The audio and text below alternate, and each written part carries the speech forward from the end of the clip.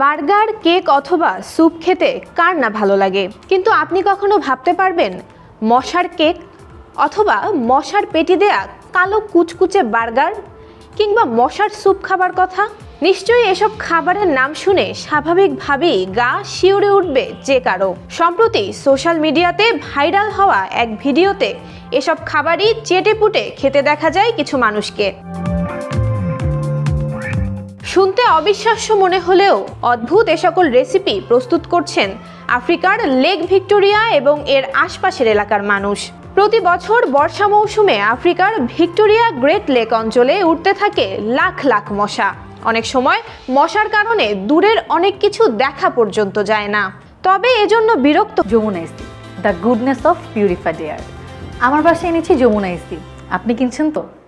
হন না সেখানকার বাসিন্দারা, বরং মশার পরিমাণ বাড়ার সাথে সাথে বাড়তে থাকে তাদের খুশিও, কারণ তাদের কাছে মাংস খাওয়ার প্রধান মাধ্যম হলো মশা।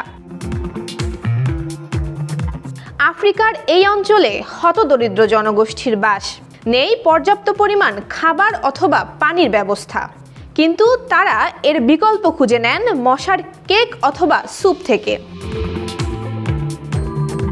সেখানে বিশাল লেকে প্রতি বছর বর্ষা মৌসুমে জন্ম নেয় কয়েকশো মিলিয়ন মশা। প্রতি বছর বর্ষা মৌসুম শুরু হলেই লেক ভিক্টোরিয়ার আশপাশের গ্রামগুলো মেতে ওঠে মশা ধরার উৎসবে। স্থানীয়দের ভাষ্যমতে মশার তৈরি কেক খেতে অনেকটা মাছের বড়ার মতো। তাদের বিশ্বাস মশাগুলো ভিক্টোরিয়া লেকের আশপাশে থাকে বিধায় তাদের মাংস থেকে সামুদ্রিক খাদ্যের স্বাদ পাওয়া যায়। এ কারণে তাদের ধারণা মশার কেক তাদের দৈনন্দিন প্রোটিনের চাহিদা মেটাতে পারে। এই খাবারে প্রোটিনের পরিমাণ সাধারণ গরু কিংবা খাসির মাংসের চেয়ে 7 গুণ বেশি।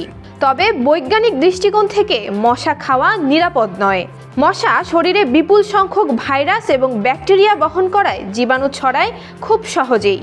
উচ্চ তাপমাত্রায় ভাজা হলেও সব জীবাণু মেরে ফেলা বেশ কঠিন, কিন্তু আফ্রিকার এই দরিদ্র মানুষদের কাছে বিষয়টি নিতান্তই সাধারণ।